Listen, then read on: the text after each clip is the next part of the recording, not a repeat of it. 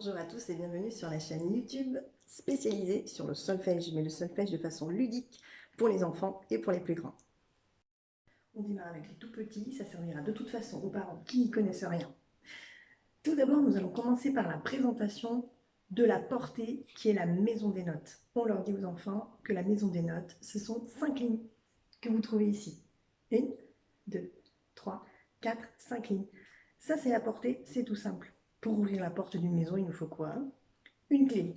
Donc, on leur explique qu'elle s'appelle la clé de sol et qu'elle se situe au tout début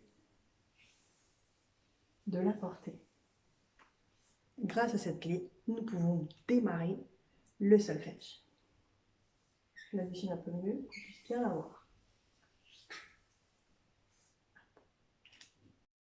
On y voit un petit peu mieux. Voici notre clé de sol qui est prête à ouvrir la porte pour toutes les autres notes qui arrivent.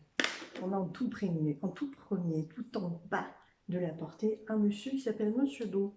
Il est tout vieux, il ne peut pas monter les escaliers. Du coup, on place tout en bas de la portée. On le voit bien là. Hop, on fait un gros rond rouge. Et ce vieux monsieur, il a toujours dans sa bouche un crayon. Voici Monsieur Do. Le deuxième, tout petit, qui aimerait bien aussi rentrer dans la portée, mais il est trop petit, donc il se cogne, mais il n'arrive pas à monter.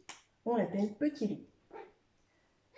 Petit Ré, idéalement, dans la tête des enfants, c'est de le faire en jaune pour qu'ils se souviennent bien visuellement au niveau des couleurs. C'est ce qui va les aider à se souvenir où est-ce qu'ils se placent dans la portée. Là, j'ai pas de jaune, je l'ai fait en noir, mais c'est bien Petit Ré qui touche la première ligne de la portée. Ensuite, nous avons Mademoiselle Mi qui, elle, se situe sur la première ligne. Elle grignote cette première ligne. Elle est très gourmande. Elle mange des bonbons, des sucettes et surtout la première ligne de la portée. Mademoiselle Mi. Si on récapitule, Do, Ré et Mi. Les trois premières notes que nous apprenons avec les enfants en allant tout doucement. Le Mi, on ne voit pas très bien. Bien sur la première ligne de la portée. Ensuite, nous allons apprendre petit à petit les autres notes qui se baladent dans la portée. Nous avons entre autres Madame Fa, qui regarde par la fenêtre, qui est très curieuse. Madame Fa, sur les dessins, vous verrez, elle sera en orange. Ensuite, il y en a un qui est très important, c'est celui qui a la clé de sol et qui l'a toujours sous son chapeau.